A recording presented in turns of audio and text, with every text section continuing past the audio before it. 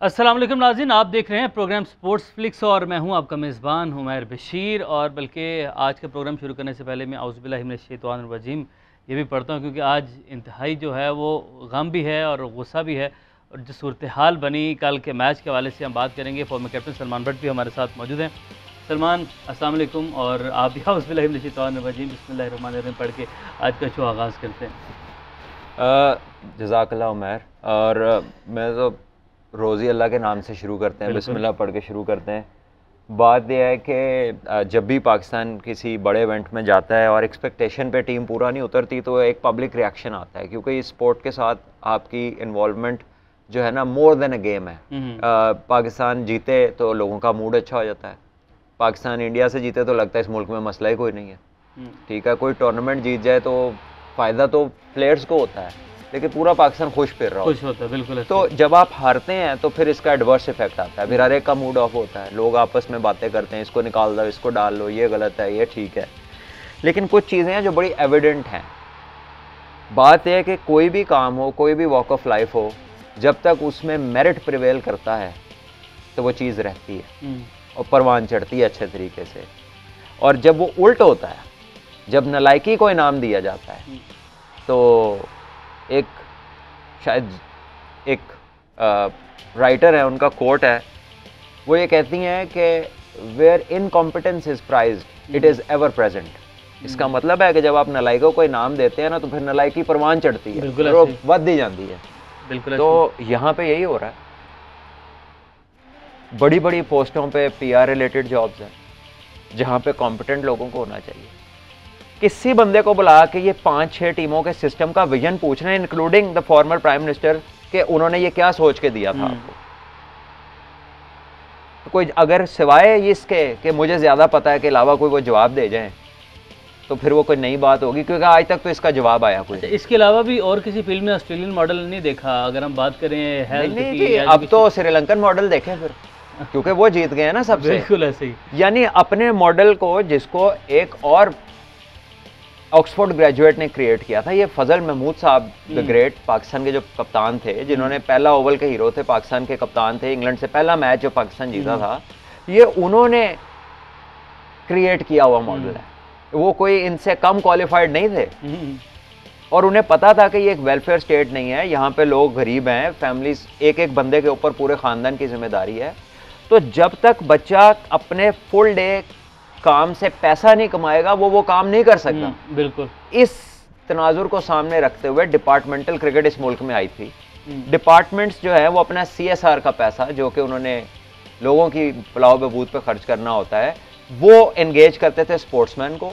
Sportsman को department से seasonal representation मिलती थी, पूरा साल उनकी जॉब्स पे उन्हें पे मिलती थी। 3 महीने का सीजन खेल के बाकी 8-9 माह वो क्लब क्रिकेट खेलते थे।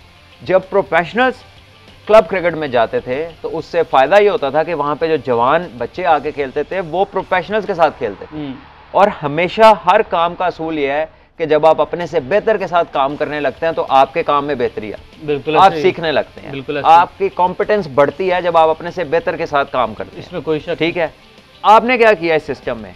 सबसे पहले मेरे पास एक कॉल है, अगले शो में वो चलवाएंगे, उसमें हमारे 6 में से एक सिलेक्टर कह रहे हैं कि जी हाई परफॉर्मेंस सेंटर से इंस्ट्रक्शन आई है कि 32-34 साल का जो लड़का है ना, अगर वो 3 मैचों में 3 सेंचुरियां भी कर दे तो उसको क्रिकेट नहीं खिलानी, उसको मैच नहीं खिलाना, मैच सिर्फ यंगस्टर को खिलाना है।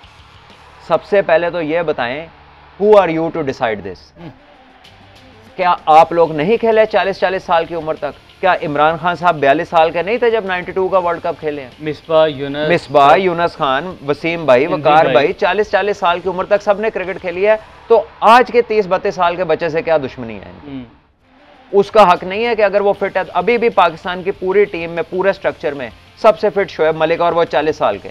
बिल्कुल ऐसे ही। और बाकी जितने हमारे जवान लड़के उनके करीब भी कोई फिट नहीं है। बिल्कुल ऐसे ही। तो आपके पास या तो जवान लड़के इंतहा के प्लेयर हो तो आप कहें कि यार ये क्योंकि अच्छा क्रिकेटर है ये खेलेगा, और मेरिट भी यही है कि जो परफॉर्मेंस दे रहा है, जो फिट है वो खेले। ये नहीं कि जो बड़ा है वो ना खेले और जो छोटा है चाहे खेलना नहीं आता वो खेले। बिल्कुल। ठीक है।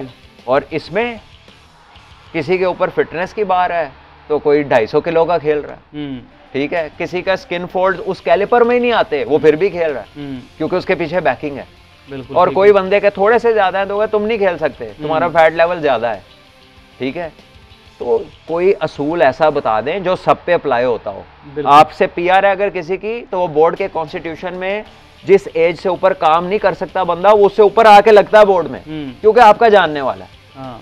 लेकिन अगर दूसरा है तो उस पर रूल अप्लाई हो जाता है। मेरा दोस्त जो मेरिट पे है वो होगा। आपने दोस्त और शुएब मलिक का जिक्र किया। शुएब मलिक ने कल एक ट्वीट भी किया था, वो मैं चाहता हूँ कि हम वो ट्वीट भी साथ साथ चलाएं। जो शुएब मलिक ने कल मैच हारने के बाद एक उन्होंने ट्वीट किया, और उस ट्वीट के अंदर वो क्या कहना चाह रहे हैं वो भी हम जानने की कोशिश करेंगे। इसको मैं जब फुल स्क्रीन पर ज़रा इसको अगर हम करके चलाएं ना, तो सलमान आपने भी ट्वीट देखा होगा, दोस्ती लाइकिंग डिसलाइकिंग कल्चर की वो बात कर रहे हैं। अल्लाह ऑलवेज। देखिए ये एक बड़ी बात है, बट और भी अच्छा हो। शुएब भाई is a very respected figure, Pakistan के कप्तान भी रहे हैं, मेरे सीनियर हैं, बहुत शानदार इंसान है। फॉर द पाकिस्तान कॉज इनको नाम लेने चाहिए। ओके, इनको नाम लेना यही सवाल था। अगर इनको पता है और लाजमी पता होगा तभी ये बात कर रहे हैं, बिल्कुल ऐसे ही है, तो नाम लें।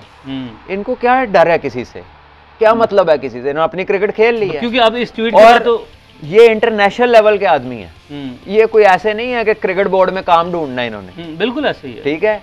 He is beyond Pakistan boundaries, ये जहां मर्जी दुनिया में काम कर सकते हैं और बड़े टका के अच्छी जगह पे कर सकते हैं। तो इनको चाहिए मुल्क के लिए नाम ले कौन लोग फ्रेंडशिप बेस्ड काम कर रहे हैं, ठीक है, ताकि प्रॉपर एक दफा अकाउंटेबिलिटी हो हर बंदे की। जो अगर ऐसा काम कर रहा है उससे पूछा जाए भाई कैसे। कुछ चीजें तो बड़ी एविडेंट है, आप देख लीजिए, कई लोग हैं कई सालों से अंदर लगे हुए हैं, गलत डिसीजन हो रहे हैं, ब्लंडर हो रहे हैं। ये 6 टीमों की मिसाल बार बार क्यों देते हैं? वही 6 कोच हैं, वही 6 सिलेक्टर हैं, वही म्यूजिकल चेयर है। वो टीम हारे जीते, एक साल साउथ का कोच होता है, एक साल नॉर्थ का कोच होता है, एक साल सेंट्रल पंजाब का कोच होता है, एक साल बलूचिस्तान का होता है। वो म्यूजिकल चेयर है, म्यूजिक ऑन होता है, जिस कुर्सी पे वो खड़ा होता है वहां पे बैठ जाते हैं। और ये वो म्यूजिकल चेयर है जिसमें जितने पार्टिसिपेंट है उतनी कुर्सी हैं, यानी कि उसमें भी एक कम होती है ना, एक बाहर हो जाता है। इसमें सबको पता है कि किसी ने बाहर नहीं होना, सब एंजॉय कर रहे हैं। अच्छा, कामरान अकमल साहब का भी ट्वीट है, वो भी मैं चाहता हूँ कि हम वो भी दिखाएं, साथ साथ वो भी चलाएं। और कामरान अकमल भी कल जितने भी सारे क्रिकेटर्स हैं सलमान, वो सब ने गुस्से का इजहार किया। और जी, कामी भाई ने जवाब दिया, इसके अलावा कामी मैंने अपने भी ट्वीट्स किए हैं, बट यहाँ पे भी जवाब आई थिंक कामी भाई ने ये लिखा है कि ये बहुत ज़्यादा ऑनेस्ट, डोंट बी, मेरा ख्याल है उन्हें ये लिखना चाहिए था कि थोड़ा सा और इसमें इंफॉर्मेशन प्रोवाइड करें। हाँ, ये सवाल ठीक है, क्योंकि वो भी अपनी क्रिकेट खेल चुके हैं। अच्छा देख, किसके लिए, अगर हमें पता है तो किसके लिए ये हम छुपाते हैं चीज? क्योंकि देखिए इसके बाद अब शुएब मलिक का मेरे ख्याल से वर्ल्ड कप के स्क्वाड में नाम अब इनका नहीं आएगा। हाँ, अगर ये ट्वीट ना करते शायद कहीं ना कहीं कोई ना कोई जगह बन जाती। देखिए जी, वो वर्ल्ड कप में शायद वो इतना फायदा ना दे सके, लेकिन अगर वो असल कल्प्रिट की निशानदेही करते हैं तो वो पाकिस्तान के लिए बड़ी सर्विस हो सकती है फ्यूचर के लिए। एक टूर्नामेंट से क्या फर्क पड़ता है? मैं अंदाज़ा, वैसे तो सवाल ये बनता नहीं है, बट स्टिल अंदाज़ा, क्योंकि चल तो सभी दोस्तियाँ नहीं है, बट स्टिल क्या आपको लगता है कि कहाँ पे दोस्ती निभाई जा रही है? देखिए जी, ये कहाँ नहीं निभाई जा रही, मेरा ये सवाल है, मुझे ये बता दें कि जितने लोग लगे हुए हैं, आप अगर ज़रा उनको ज़रा सर्च करें ना कि उनका CV है या PR है, तो आपको लगेगा CV तो बनाए इधर आके ही है, ठीक है, CV तो तैयार ही अंदर आके हो रहा है, बाहर तो खाली PR ही थी जिसके थ्रू वो आए हैं। क्या क्रेडेंशियल है यार, मुझे बता देना। 6 टीमें बना के 6 प्लेयर नहीं इस सिस्टम से हम 4-5 सालों में निकाल अभी सके। तक शुएब मलिक, कौन जिम्मेदार है जनाब, कौन जिम्मेदार है? ये सिस्टम लगा के अब किससे सवाल पूछें कि इसका उन्होंने कहा था जी बड़ी मल्टीनेशनल्स आएंगी, बड़ा स्पॉन्सर मिलेगा, बड़ा रेवेन्यू आएगा। एक टीम बिकी हुई है, वो भी सिर्फ अली तरीन साहब की है। उसके अलावा 5 टीमों को 4 साल हो गए, एक स्पॉन्सर नहीं है। बोर्ड अपने से तनख्वाहें दे रहा है, जो उन्होंने एक क्रिएट किए हुए हैं ना, सेंट्रल पंजाब का बोर्ड, बलूचिस्तान का बोर्ड, यहाँ का उनके भी जितने ओहदेदार हैं उन सब की तनख्वाहें क्रिकेट बोर्ड देता है। वो कोई खुद से 1 रुपया प्रोड्यूस नहीं करते। वो टूर्नामेंट कराते हैं कम्युनिटी क्रिकेट का, लंच तक नहीं मिलता बच्चों को उसमें। एक दफा तो मुझे भी याद है कि टूर्नामेंट में उनके कोच ये कहते हैं कि हमारे लिए लंच आता है, हम शर्म से नहीं करते कि यार बच्चे भूखे हैं। बिल्कुल। तो अगर आपने ये क्रिकेट करानी थी और ये आपका प्लान था तो आप रहने देते डिपार्टमेंट्स, वो तो आपको भी पैसे देते थे, प्लेयरों को भी पैसे देते थे, ग्राउंड्स की फीस भी पे करते थे, और आपको प्लेयर भी बना के देते थे, जो कि असल मकसद है, जो आपसे बन कोई नहीं रहा। आपने प्लेयर क्या बनाना है, कोच ही बना लें जिसको पाकिस्तान का कोच बना सकें। 6 साल से घुमाई जा रहे हैं, फिर भी कोच आप बाहर से लेकर आते हैं। बिल्कुल ठीक है, बाहर से आप 5-5 बंदे ला रहे हैं छोटे बच्चों के लिए जिनको इंग्लिश समझ भी नहीं आती, 5 गोरे आप उनके लिए ले आए हैं। बिल्कुल ऐसे ही। ठीक है, ट्रांसलेटर एक नहीं लाए आप। तो बड़ा कुछ है जवाब देने वाला, हर बात पे फैंस पे डाल के टाल देना। फ्रेंडली प्रेस कॉन्फ्रेंसेस की आदत पड़ी हुई है। एक थ्रो डाउन होता है क्रिकेट में, मैच से पहले ना बॉल फेंकते हैं आराम से, वो प्लेयर हिटे मार के ना जरा कॉन्फिडेंस उसे आ जाता है कि यार मिडल हो रही है, बड़ा मजा आएगा। ये वो वाले सवालों के जवाबों के आदी हो गए हैं। बिल्कुल ऐसे, क्योंकि ना कोई पूछता है असल क्वेश्चन, अच्छा, ना कोई लॉजिकल एक्सप्लेनेशन होती है। वो जो दिल किया बोल दिया, जो जरा टाइट सी बात हुई वो यूट्यूब पे करके डाल दी, जरूरत ही कोई नहीं है। तो जब हर चीज़ इतने फ्रेंडली माहौल में चल रही होगी तो अकाउंटेबिलिटी का तो कुछ सीन ही नहीं है। ठीक है। अच्छा, ये रमीज़ राजा साहब ने कल गुफ्तगू की है। कल जब स्टेडियम से निकले तो कुछ इंडियन जर्नलिस्ट थे, इंडियन फैंस भी वहाँ पर मौजूद थे, तो उनसे सवाल किया गया, जैसे कि आपने कहा कि फ्रेंडली क्वेश्चंस की बात है। तो रमीज़ राजा साहब को थोड़ा सा वो वहाँ पर उन्होंने कुछ शायद उनका सवाल पसंद नहीं आया, थोड़ा गुस्सा कर गए। फिर मैं सलमान से उनकी टेक लूँगा कि सलमान इस पर क्या टेक रखते हैं, या as a player, as a सरबराह किसी बोर्ड का आपको कैसे रिएक्ट करना चाहिए था। तो ये आपको दिखाते हैं, फिर इस पर बात करें। उनसे जब किसी इंडियन जर्नलिस्ट ने ये सवाल किया कि अवाम जो है वो खुश नहीं है, तो रमीज़ राजा साहब आगे से उनको जवाब नहीं दिया। उन्होंने कहा कि आप तो खुश होंगे। इस पर इंडियन जर्नलिस्ट ने कहा कि नहीं नहीं, हम बिल्कुल खुश नहीं हैं।